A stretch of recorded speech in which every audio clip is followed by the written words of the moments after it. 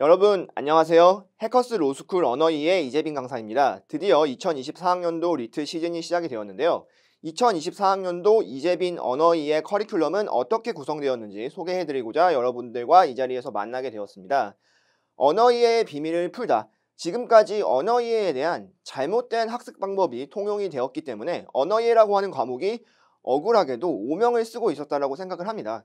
그래서 저는 그 언어2라고 하는 과목의 비밀을 푸는 강사, 어떻게 하면은 노력 대비 성적이 나오게 하는 과목으로 언어2를 접근할 것인가, 그것에 대한 체계적인 학습 방법을 바탕으로 해서 이재빈 커리큘럼을 소개해 드리도록 하겠습니다.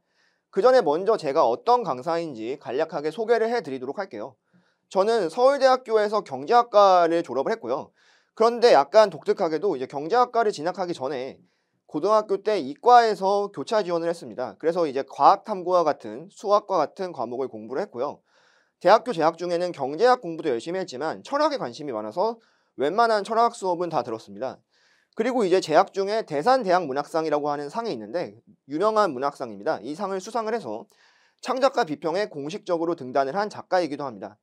저가 이러한 다양한 학문 분야의 경험을 가지고 있기 때문에 리트 언어이해라고 하는 그야말로 문과에서부터 이과까지 문학, 역사학, 철학부터 생명과학, 물리학, 데이터과학까지 전 방위의 학문 분야를 망라한 이 언어이해라고 하는 과목을 가르치는 데 있어서 저는 굉장히 운이 좋게도 이러한 다양한 학문 분야들을 경험을 했기 때문에 여러분들에게 언어이해에 대해서 가장 최적화된 그러한 강사로서의 경력을 밟아왔다라고 말씀을 드릴 수가 있고요. 그리고 제가 이제 20대 내내 했었던 일이 뭐냐면 수능 국어와 리트 언어이해 지문을 출제하는 일을 맡았습니다. 그래서 이러한 지문을 만드는 일에 있어서는 최고의 전문가라고 말씀을 드릴 수가 있고요. 이러한 경험을 바탕으로 해서 언어이해 강사로 데뷔를 하게 되었습니다. 제가 언어이해 강사가 되자마자 가장 먼저 한 일은 뭐냐면 여러분들과 가장 마찬가지의 위치에서 실전으로 시험을 보았습니다. 그래서 2022학년도 리트 언어이해 시험을 직접 현장에서 쳤고 100분이 99.1%라고 하는 상위 1% 안의 성적을 거두었고요. 이 성적표는 제 블로그나 인스타그램 가서 얼마든지 확인을 해보실 수가 있습니다. 저는 이번 한 번의 시험 응시로 그치는 것이 아니라 저는 적성시험이라고 하는 것을 가리키는 강사의 의무는 여러분들과 똑같이 매번 시험을 치면서 검증을 받는 것이라고 생각을 하기 때문에 앞으로도 여러분들과 같이 시험 현장에서 매년 시험을 치고 성적을 인증하고 공개하는 강사가 될 것을 약속을 드리겠습니다. 그렇다고 하면 이상으로 제 소개를 간단하게 마무리하고, 그렇다면 이 이재빈이라고 하는 강사가 가리키는 언어이해라고 하는 과목이 도대체 어떤 과목인지에 대해서 간단하게 설명을 드리도록 할게요. 언어이해는 여러분들이 흔히 수능 국어 비문학 과목과 비슷한 것이 아닌가 이렇게 생각하실 수가 있는데, 얼핏 보기에는 그렇게 착각을 할 수가 있지만 사실은 깊게 들여다보면 수능 국어 비문학과 근본적인 차이가 있습니다. 일단 가장 중요한 차이는 요구하는 배경 지식의 수준이 수능 국어 같은 경우는 고등학교 3학년에서 학사 1학년 정도까지를 유지한다고 한다면 언어이해는 지문의 수준이 대학교 졸업생부터 석사 1, 2학년 과정 수준의 논문에 대한 독해를 요구를 합니다. 그렇기 때문에 근본적으로 그 지문의 정보량의 밀도나 논증의 깊이, 엄밀도에 있어서 근본적인 차이를 보이게 된다는 것이죠. 그런데 언어이해가 이렇게 처음부터 마냥 어려운 시험이었던 것은 아니었어요. 초창기의 로스쿨은 지금과 달리 경쟁률이 이렇게 심하지가 않았고 또 출제하는 기간이 수능을 출제하는 기간과 동일했기 때문에 사실은 최근에 어려워진 수능 국어에 비하면 초창기 리트가 훨씬 더 쉬웠다라고 말씀을 드릴 수가 있겠습니다. 그런데 언제부터 이제 리트가 지금처럼 어려워졌냐고 하면은 2019년을 기점으로 해서 10지문 30문제 70분 시스템으로 개편이 되면서 현재 리트 언어이해와 같은 난이도의 시스템이 완성이 되었습니다. 그래서 형식적으로도 그 이전에 비해서 푸는 시간이 굉장히 단축되었기 때문에 어려워졌을 뿐만이 아니라 내용적으로도 완전히 다른 시험이라고 볼 수 있을 만큼 출제 지침, 출제 원칙 자체가 가이드라인 자체가 새롭게 바뀌었습니다. 그래서 언어이해의 난이도가 제가 아까 말씀드린 것과 같이 근본적인 상승을 가져오게 됐는데, 그래서 언어이해 공부를 하는 데 있어서 굉장한 어려움이 뭐냐면 최신 기출은 굉장히 어려운 수준으로 나오는데 그 수준에 맞는 기출문제가 별로 없습니다. 2009년도부터 언어이해가 시작됐으니까 그래도 한 10개년치 넘게 있는 거 아닌가요? 이렇게 생각하실 수가 있는데 2019년 이전의 언어이해 시험들은 너무나 난이도가 쉽습니다. 그래서 우리가 흔히 속된 말로 이제 물로켓이란 말을 하는데 저는 2019년 이전의 언어이해 시험은 물로켓이라는 말을 할 정도로 난이도 차이가 극명하게 나고 있습니다. 그렇다고 한다면 이게 얼마나 어려운 시험이냐 하냐면 평균이 반타작입니다. 전체가 30문제가 출제가 되는데 그래도 나름 공부한다는 그 학생들을 모아놨는데 평균이 15개, 16개가 나온다는 얘기는 이 시험이 얼마나 인지적으로 높은 수준을 요구하는지를 알 수 있다라고 하는 점을 보여주겠죠. 그럼 구체적으로 도대체 어떻게 언어 이해 시험이 개편이 됐느냐, 그거에 맞춰서 우리가 공부를 해야 될 텐데 이거는 제 생각을 말씀드리는 것보다 언어 이해 출제진들의 생각을 알아보는 게 더 중요하겠죠. 2017년도 법학전문대학원 평가위원회의 공청회 자료가 발표가 되었고 이 공청회 자료를 바탕으로 해서 2019년 언어 이해가 개편이 됐어요. 그런데 여기에서 이제 출제진들이 공개를 했던 논의사항을 보면은 어떻게 명시가 되어 있냐면 그동안 추리 논증과 언어 이해가 차별화된 시험이 되도록 만들려고 했는데 그 차별화된 정도를 더 심하게 하겠다. 그래서 추리 논증과 같은 언어 이해가 아니라 언어 이해 고유의 방식, 추리 논증과 구별되는 그 차별성을 확실히 하기 위해서 추리 논증과 같은 스타일의 추리 비판 능력을 체크하는 퀴즈 형식의 문제보다 언어에 대한 텍스트에 대한 이해력, 독해력을 묻는 그러한 문항 중심으로 개발을 하겠다라고 얘기를 했습니다. 그 이전까지 2019년 이전까지 언어 이해는 사실은 추리 논증과 굉장히 비슷한 지점이 있었고 논리 퀴즈식의 시험의 비중이 컸습니다. 그렇기 때문에 논리학으로 접근하는 것, 흔히 말하는 우리가 형식 논리학이나 양상 논리를 접근하는 그러한 공부 방법이 많이 통용이 되었던 것은 사실인데 그러한 능력을 평가하려고 하는 것이 아니다라고 출제진이 분명히 명시를 하고 있습니다. 그러니까 무슨 말이냐, 추리 논증에서는 여러분들이 논리학을 통한 접근 방식이 통할 수가 있지만 언어 이해라고 하는 것은 말 그대로 언어의 텍스트에 대한 이해력을 물어보는 시험이기 때문에 논리학으로 커버가 되지 않고 오히려 그런 식으로 접근하게 되면 잘못된 비효율적인 공부 방법을 누적시킬 수가 있다라는 것이죠. 그렇다고 한다면 그러한 공부 방법이 잘못됐다고 한다면 우리는 새롭게 개편된 언어 이해 지침 2019년 이후에 새롭게 개발된 스타일과 제재에 맞는 공부 방법이 어떻게 될 것이냐를 말씀을 드려야 되는데 저는 두 가지로 제시를 드립니다. 첫 번째는 기술적 독해라는 것이고 저는 이걸 패턴 독해라고 얘기를 하는데 두 번째는 배경지식 독해, 제재에 따른 독해입니다. 그러면 기술적 독해라고 하는 것은 뭐냐? 리트 언어 이해는 시험입니다. 시험이기 때문에 2017년 공청회 자료에서도 말하듯이 그 이해력을 테스트하기 위한 독자적인 시험 스타일 리트 언어 이해 출제진들이 많이 개발을 하려고 노력을 했어요. 그렇기 때문에 우리가 사실은 일상에서 굉장히 읽어볼 수 없는 글의 형식이 리트 언어 이해에서는 출제가 됩니다. 그 대표적인 유형이 여러 가지들을 제가 연구를 해서 패턴별로 분류를 해놨는데 그러한 언어 이해 텍스트 고유의 서술 전략이 있어요. 그 서술 전략을 이해를 하시고 그 서술 전략에 맞는 대응 지침을 개발을 하시고 그것을 체화를 시키셔야 됩니다. 몇 가지 사례를 들어보겠습니다. 대표적으로 언어 이해에 많이 등장하는 패턴 중에 하나가 제가 학설 비교형이라고 말씀을 드리는 패턴이 있어요. 이건 어떤 유형이냐면 텍스트 안에 수많은 학자들이 등장하는 유형입니다. 수많은 학자들, 많게는 10명까지 나오는 경우도 있는데 7명에서 8명 정도 되는 수많은 학자들이 등장해서 막 각자 의견들을 막 얘기를 해요. 그래가지고 그 수많은 학자들이 얘기한 의견들을 서로 비교하고 대조시키고 종합하고 추론하는 능력들을 테스트를 한다는 거죠.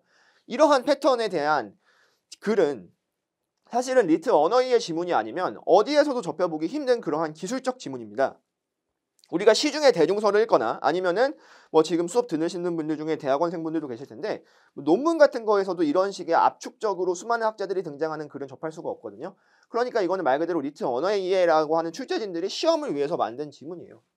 그러면 이러한 패턴에 대한 대응 전략을 우리가 개발하고 체화를 시켜야 된다는 거죠. 제가 대표적으로 제시 드리는 것이 범주화 사고라는 것입니다. 그 범주화 사고라고 하는 것은 뭐냐면은 이 수많은 학자들을 그룹 짓기로 묶어가지고 기억을 해준다라는 것이죠. 그룹 짓기로 묶어가지고 기억을 해주고 그렇게 해준다고 하면 어떤 것까지 알 수가 있냐면 오답이 나오는 선지 유형까지 예측을 할 수가 있습니다. 예를 들어서 제가 리트 언어 이해 작년 수업에서 말씀해 드렸던 게 서로 다른 범주에서 공통점을 찾아가지고 그 공통점을 묶어주는 것이 선지로 나올 수가 있다. 왜냐하면 우리는 같은 범주에 속해져 있으면은 동일하고 다른 범주에 속해져 있으면 다른 입장이라고 착각하기 쉬울 것이기 때문에 그것을 노리는 것이다. 이러한 오답선지 구성 원리가 많이 출제가 되었던 바가 있다라고 얘기를 했는데 2023학년도 리트 언어 이해에 정확히 그 오답 천지가 출제가 되었죠. 그래서 제 수업에 들었던 이제 학생들은 이 학설 비교형 지문을 2023학년도 지문에서 너무나 쉽게 풀었다라고 얘기를 하고 있습니다. 이런 식으로 기술적 독해가 훈련이 돼야 리트 언어 이해라고 하는 시험에 우리가 최적화된 방식을 공부를 할 수가 있다는 것이죠. 또 어떤 유형이 있냐면 논증형이라고 말을 하는 그러한 패턴이 있습니다. 이거는 제가 Z자라고 말씀을 드리는 건데 이것은 어떤 식으로 구성이 되어 있냐면 주장을 제시를 하고 반박을 제시를 한 다음에 그 다음에 그거에 대한 재반박을 제시하는 식으로 글의 지문이 흐르게 되어 있습니다. 주장, 반박, 재반박. 그래서 이러한 논증형 지문에서 우리가 빠지면 안 되는 함정이 뭐냐면은 이 주장을 가다가 갑자기 반박이 나온다라고 해서 이 반박이 글쓴이의 의도구나 이렇게 착각을 하시면 안 됩니다. 반박을 얘기해주는 이유는 이 반박을 다시 한번 재반박함으로써 처음에 제기한 주장을 강화하기 위한 것이라는 거죠. 이러한 논증형 지문의 패턴에 익숙해져야 뭐를 헷갈리지 않을 수가 있냐면 리트 언어이해에서 출제진의 의도를 정확히 파악하는 것에 함정에 빠지지 않게 된다는 거죠. 이것은 어떤 것을 좌우했냐? 2023학년도 올해 있었던 리트 언어이해의 1번 법철학 지문의 1번 문제, 첫 번째 지문의 1번 문제 같은 경우가 글쓴이의 의도, 글쓴이가 하고자 하는 말이 뭔지만 정확히 체크했으면은 굉장히 쉽게 풀 수 있었던 문항인데 그 지문의 주장, 반박, 재반박 구조를 정확하게 파악하지 못해가지고 그 1번 문항을 틀리신 분이 굉장히 많이 계시더라고요. 그렇기 때문에 이러한 논증형 지문도 리트 언어이해라고 하는 굉장히 짧은 지문 안에 7분 안에 읽어야 되기 때문에 논문처럼 길이가 무작정 길 수는 없다는 거예요. 그 안에 압축적인 논리 밀도로 글을 압축시키기 위해서 리트 언어이해가 개발해낸 문항이기도 합니다. 이렇게 리트 언어이해가 독자적으로 개발해낸 서술 전략, 서술 텍스트들이 있기 때문에 그거에 맞게 체화하는 대응 능력을 기르셔야지 안 그러면 아무리 타고난 독해력이 좋다라고 하더라도 리트 언어이해에서 가장 좋은 점수, 자신의 잠재력을 최대한 발휘하는 점수를 맞을 수가 없다는 것입니다. 이해 가셨나요? 그래서 이러한 기술적 독해, 패턴 독해가 제가 말씀드리는 첫 번째 공부의 방향이고 두 번째 공부 방향은 배경지식입니다. 저는 기술적 독해, 제가 아무리 실전 경험이 출중하고 실전에서 상위 1%의 성적을 받은 강사라고 해도 저는 테크닉만으로 리트 언어이해라고 하는 시험을 잘 볼 수 있다라고 얘기 드리지 않습니다. 리트 언어이해를 잘 보려고 하면은 그 근본력이라고 말할 수 있는 배경지식이 굉장히 중요해요. 배경지식이 갖춰지지 않은 상황에서 아무리 테크닉과 기술적인 독해가 갖추어진다고 하더라도 점수 상승에는 한계가 있을 수밖에 없습니다. 다행히도 리트 언어이해는 그것이 출제되는 분야가 고정이 되어 있습니다. 언제부터? 2019년 이후부터 문학 두 지문, 인문학 두 지문, 사회과학 두 지문, 철학 두 지문, 법학 두 지문이 출제가 되는 것이 확정이 되어 있고 그리고 법학에서도 법철학과 법제사학이라고 하는 굉장히 이론법학의 세부적인 분야가 출제가 되는 것을 확인할 수가 있습니다. 저는 이것을 어떻게 알고 있냐면은 리트 언어이해 여태까지 출제가 되었던 지문들의 원본이 되었던 논문들을 다 찾아봤어요. 그 논문들의 저자도 찾아봤고 그 교수님들이 어떤 학문을 공부하셨고 그 교수님들이 주로 어느 학문 분야, 법철학에서도 굉장히 세밀하게 어떤 분야에서 공부하시는 교수님들이 주로 출제진으로 들어가시는까지 연구를 했기 때문에 어떤 배경지식과 제재를 갖춰야 되는지를 정확히 알고 있습니다. 그러니까 무슨 얘기냐면은 이러한 부분에서 문제가 출제되었다라고 한다면 여기에 근방에 학문 분야를 연구를 하는 것이죠. 그렇게 된다라고 하면은 당장 내년에는 똑같은 문제가 출제가 안 된다고 하더라도 이 근방에서 계속 출제가 되는 경향을 보여왔다라는 겁니다. 그래서 그 대표적인 게 이제 법철학의 영역이라고 볼 수가 있는데 올해 리트 언어이해 마지막 지문에 자연법론과 법실증주의라고 하는 개념이 나왔어요. 이거는 제가 작년 리트에서 이제 법철학 배경지식 시간에 굉장히 무수히 많이 수업을 했던 내용인데 이 지문의 핵심은 사실은 이 자연법론과 법실증주의가 아니라 베냐민의 법철학입니다. 근데 문제가 뭐냐면 자연법론과 법실증주의의 입장을 얘기를 하면서 지문에 들어가는데 자연법론이 뭐고 법실증주의가 뭔지를 제대로 설명을 안 해주고 들어간다는 거죠. 왜냐하면 리트 언어이해 출제진들이 어떻게 생각을 하는 거냐면 리트 언어이해를 보는 사람 정도면 자연법론과 법실증주의가 뭔지는 당연히 알고 있겠지 라고 배경지식 전제를 깔고 있기 때문에 지문에서 추가적으로 설명을 해주지 않더라는 것입니다. 그렇게 된다면은 이게 자연법론이 뭐고 법실증주의가 뭐지라고 내가 현장에서 그 7분이라고 하는 짧은 시간에 그거를 고민하고 있으면은 절대로 효율적으로 문제를 풀 수 없다는 거죠. 미리 알고 계셨어야 된다는 얘기입니다. 이런 분야가 이 법철학뿐만이 아니라 언어이해 지문에서는 이런 사례들이 굉장히 많아요. 그건 왜 그러냐면은 수험생들이 안다고 전제하는 배경지식이 다르기 때문입니다. 예를 들어서 수능 국어 비문학에서는 역진적, 누진적, 탄력성 이런 경제학의 관념들이 나오면은 그것을 추가적으로 당연히 설명을 해줘요. 그런데 리트 언어이해에서 경제학 지문이 출제가 되면 역진적, 누진적 이런 말들 설명 안 해줍니다. 당연히 안다고 전제하고 설명이 들어간다는 거죠. 그렇게 된다면 그러한 기초적인 배경 지식이 갖추어지지 않은 학생이 아무리 기술적인 독해, 실전 전략을 구비한다라고 해도 성적이 오를 수가 있냐? 성적 절대 안 오릅니다. 그래서 어떻게 해야 되냐? 우리는 배경 지식 제재 학습을 해야 된다. 그래서 여태까지 리트 언어이해에서 출제가 되었던 학문 영역들을 종합해서 그 근방에 있는 이렇게 출제 영역이 있었다라고 한다면 그 근방에 있는 학문들의 대표적인 주제, 다루는 주제가 뭐고 다루는 쟁점이 뭔지 이런 것들을 우리가 같이 공부를 해 나가야 어떻게 할 수가 있다? 리트 언어이해에 요구하는 배경 지식을 우리가 쌓아 나갈 수가 있다는 것이죠. 이해 가셨나요? 그러면 제 정규 강의 커리큘럼이 어떻게 구성이 되어 가는지 그거를 말씀드리도록 할게요. 먼저 지금 기초 강의는 이미 진행이 되고 있습니다. 제가 아까 말씀드렸던 패턴 독해와 제재 독해라고 하는 것은 마치 오른손과 왼손처럼 리트 언어이해의 독해를 돕는 그러한 서로 상호 보완적인 관계에 있다고 볼 수가 있는데 그 제재와 패턴 독해는 기본부터 시작을 합니다. 기초에서는 패턴과 제재 독해에 들어가기 이전에 리트 언어이해라고 하는 고밀도의 지문을 독해하기 위해 필요한 기초적인 독해 전략들을 학습을 합니다. 그런데 저의 이 기초 강의 커리큘럼은 다른 분들과 좀 달라요. 다른 분들 같은 경우는 일반적인 논리학의 학습 방법, 일반적인 통용되는 뭐 분석적, 비판적 이런 식으로 논리학의 학습 방법을 따라가는데 저는 이러한 문항들이 다 제가 개발해낸 전략들입니다. 제가 독자적으로 다 개발해낸 전략들이에요. 리트 언어이해에서만 나오는 독해의 특성이 있다는 것을 연구를 해내가지고 거기에 맞춘 핵심 독해 전략들을 가리킨다는 것이죠. 그리고 저는 제가 문제를 만들어 온 강사이기 때문에 제가 가지고 있는 문제들이 굉장히 많습니다. 그래서 이제 하프 모의고사를 기초 단계에서부터 병행을 하고 그리고 독서 테크트리를 제시를 하는데 여기서 이제 흔히 언어이해 같은 경우는 책을 많이 읽으면 점수가 오른다라고 말을 하는데 저는 그 말에 동의하지가 않습니다. 왜 그러냐면 언어이해 지문이 시중에 있는 대중서들에 비해서 훨씬 어렵습니다. 그래서 여러분들이 시중에 있는 대중서들을 읽게 되면은 언어이해보다 훨씬 더 쉬운 지문들을 읽는 것이기 때문에 거기에 따라가기가 쉽지가 않아요. 그래서 굉장히 독해에 있어서 언어이해 독해에 있어서 독서가 영향을 미치는 정도가 굉장히 제한적입니다. 그럼에도 불구하고 우리가 더 어려운 과정에 들어가기 전에 반드시 이 정도는 갖춰놔야 한다라고 제가 제시를 드리는 가이드라인이 있는데 그 가이드라인 정도는 제가 기초에서 제시를 해드립니다.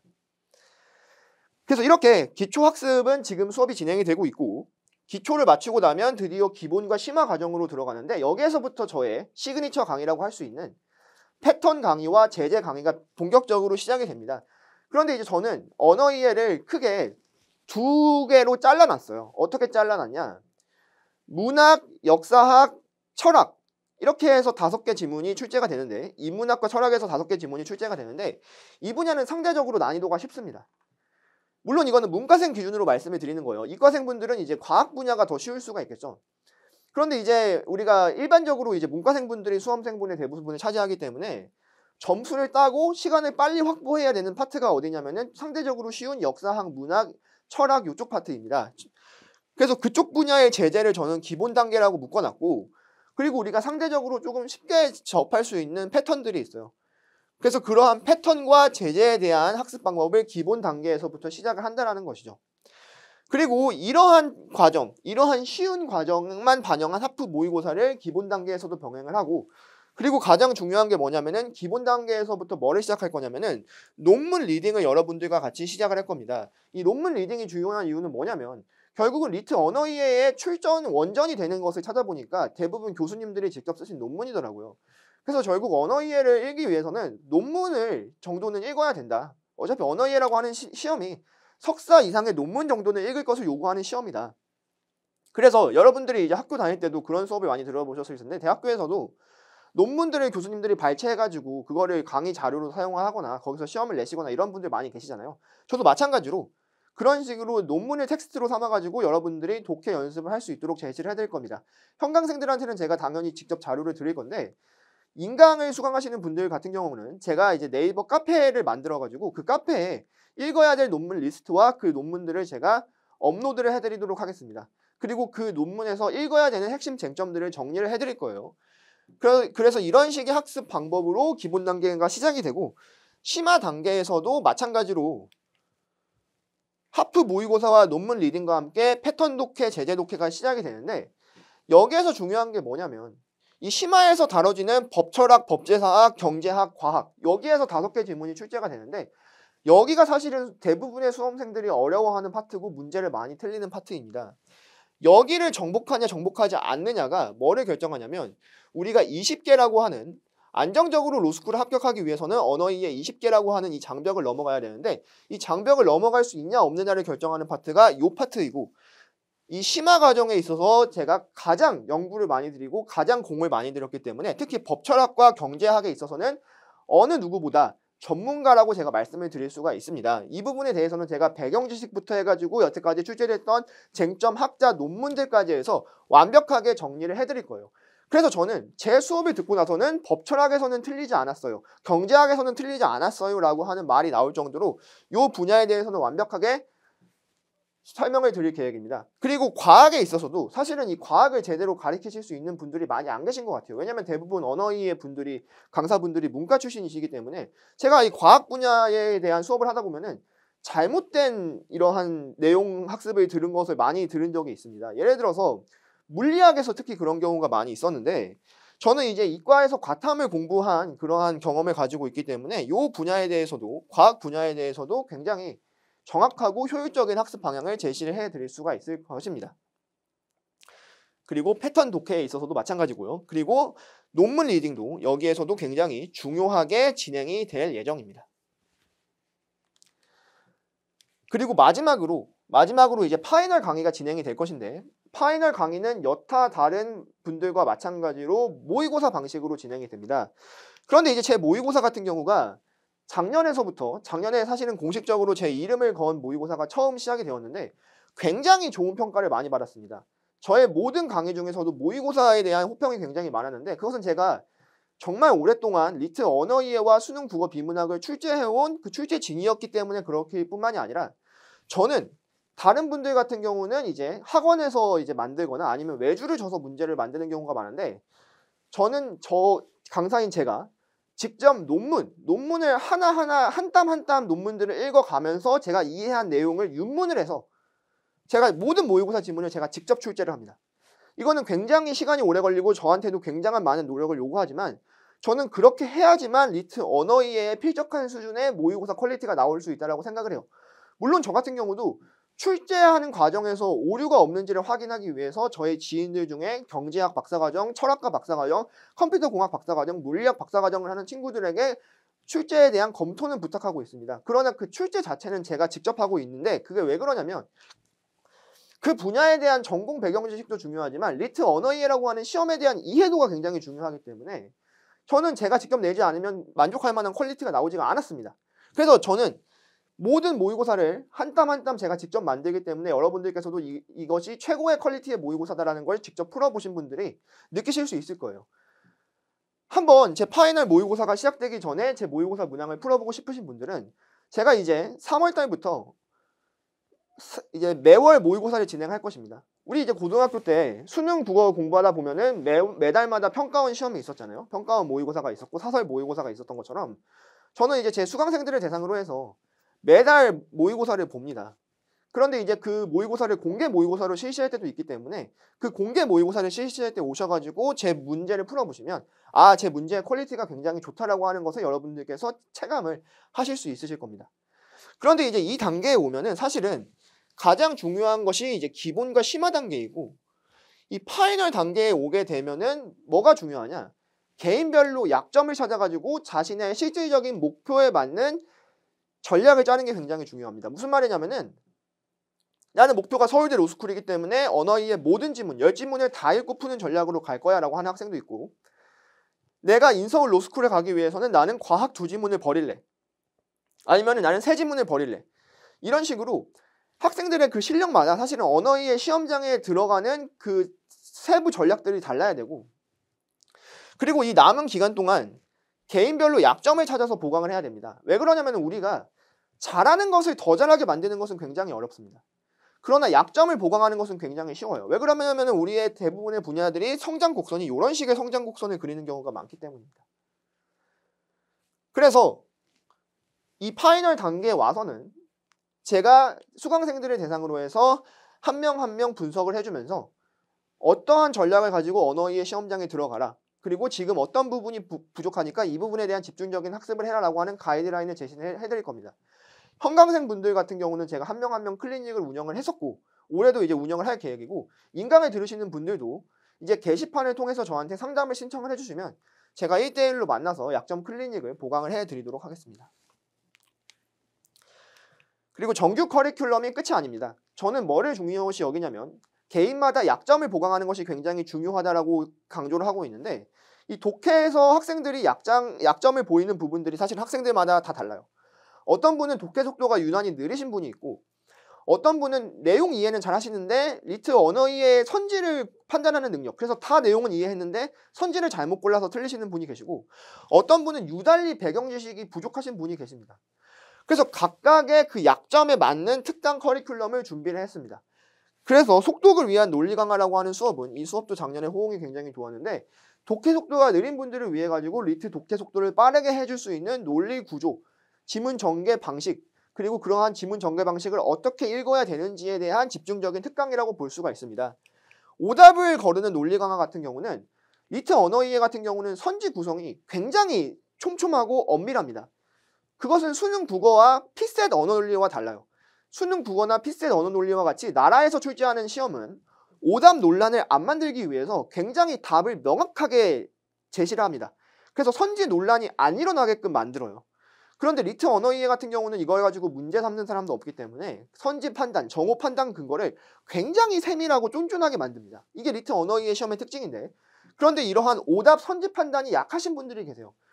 그래서 이렇게 오답 선지 판단이 약하신 분들에게 그것을 명확하게 고를 수 있는, 예를 들어서 리트 언어 이해에서 자주 출제가 되는 비판 찾기 문제가 있습니다. 적절한 비판 찾기 문제, 적절한 재반박 찾기 문제가 있는데, 그 문항에 대한 집중적인 학습, 그 문항에 적용할 수 있는 논리법은 무엇인가, 파해법은 무엇인가를 선지 구성 원리를 중심으로 하는 학습입니다. 이 수업도 작년에 굉장히 호응이 좋았고, 그리고 이제 배경 지식이 어쩔 수 없이 많은 분들이 학생분들에 따라서 배경 지식에 차이가 있을 수밖에 없어요. 이과 전공이신 분들은 이제 뭐 과학이나 이런 분야에 대해서 저야 비교가 되지 않을 만큼 많이 아시겠지만, 아무래도 이제 이 리트 언어 이해라고 하는 시험이 문과생들에게 편중된 시험이기 때문에 문과 쪽 배경 지식이 부족하실 수가 있고, 또 어떤 분들은 이제 문과 위주의 학습을 하셨기 때문에 사회과학의 방법론이라던가 아니면 과학 분야의 배경 지식이 부족하실 수가 있겠죠. 그래서 이러한 부족한 배경 지식을 채워줄 수 있는 배경 지식 특강을 마련을 할 계획입니다. 그래서 각자 부족하신 부분, 약점을 잘 찾아가지고 이러한 특강을 통해서 약점을 보강을 하셔가지고 리트 언어 이해라고 하는 시험에 완벽하게 대비가 되신 상태로 시험장에 걸어 들어가실 수 있게끔 제가 여러분들의 도우미가 되어드릴 예정입니다. 그 다음 이제 수강 대상에 대해서 말씀을 드리면, 초시생들 같은 경우는 제가 가장 먼저 권유를 해드리는 게, 우선은 여러분들 흔히 집리트라고 하잖아요. 이 커리큘럼을 보시는 분들은 지금 당장 사실 하셔야 될 게 있는데, 올해 있었던 2023학년도 리트 언어 이해를 이거를 인쇄를 하셔다가 풀어보셔야 됩니다. 풀어보셔가지고 노베이스로, 제 수업을 수강하기 전에 노베이스 상태로 2023학년도를 풀어보세요. 그런 다음에 내가 몇 점이나 나오는지를 확인을 해보셔야 됩니다. 그래서 만약에 내가 20개 미만이 나왔다, 그렇다라고 한다면 기초부터 차근차근히 테크트리를 밟으실 것을 권유를 드립니다. 반면에 내가 20개 이상이 나왔다 라고 한다면 자신의 약점을 찾아서 약점을 위주로 학습을 하는 것이 굉장히 중요한데, 이런 학생들 같은 경우는 저한테 개별적으로 연락을 해주셔가지고 상담을 받으셔가지고 저와 약점을 찾는 과정에 들어가셔도 괜찮고, 아니면은 이제 기본이나 심화 단계에서부터 수강을 하시기를 권유를 드립니다. 그리고 이제 재시생 같은 경우는 이러한 약점 위주의 학습이 굉장히 더 중요한데, 현강생들은 이제 제가 다 상담을 진행을 하는데 인강을 수강하시는 분들도 게시판을 통해서 저한테 상담을 신청을 해주시면 작년에 본 시험지를 가지고 와주세요. 그래서 작년에 가지고 온 시험지를 가져와 주시면 제가 개별 상담 후에 약점을 보강할 수 있는 그러한 맞춤형 수업을 제공해 드리겠습니다. 그런데 분명한 것은 무엇이냐면 초시생이든 재시생이든 내가 점수가 20개, 더 널널하게는 20개 초반에 못 미치는 점수가 나왔다라고 한다면 기초부터 테크트리를 차근차근 밟으시는 것을 권유를 드립니다. 아무리 내가 뭐 점수가 이제 20개가 넘었다고 하더라도 기초부터 들으셔도 상관이 없지만 20개가 넘지 않으신 분들 같은 경우는 사실은 이 현장에서는 점수가 더 낮게 나올 가능성도 있습니다. 사실 집리트가 대체적으로 점수가 높게 나오는 편이기 때문에 이것보다 점수가 더 낮을 수 있기 때문에 기초부터 차근차근히 학습을 하시는 것을 권유를 드리고 20개가 넘으시는 분들 같은 경우는 나의 약점 위주 학습이 중요하다. 그래서 저는 뭐 초시생은 어떻게 하고 재시생은 어떻게 하다 이렇게 말씀을 드리라기보다는 그 점수대별로 최상위권, 상위권, 중위권, 하위권 이 구역대별로 제가 제시드리는 학습 가이드라인이 있습니다. 그리고 약점에 따른 가이드라인이 있고요. 그러한 개별적인 가이드라인을 제공해 드릴 생각입니다. 네, 저는 리트 언어이해라고 하는 시험이 갖고 있는 오명, 공부를 해도 점수가 잘 오르지 않는 과목이다라고 하는 오명이 굉장히 안타깝다라는 생각을 가지고 있고 리트 언어이해의 올바른 학습 방법론, 새로운 방법론을 제시하는 게임 체인저가 되는 같은 강사가 되기 위해서 리트 언어이해 강사로 데뷔를 했습니다. 그래서 저를 믿고 따라와 주시면 제가 여러분들의 로스쿨 입시 언어이해 성적을 끝까지 책임지도록 하겠습니다. 지금까지 해커스 로스쿨 언어이해 이재빈 강사였습니다. 강의실에서 뵙도록 하겠습니다. 감사합니다.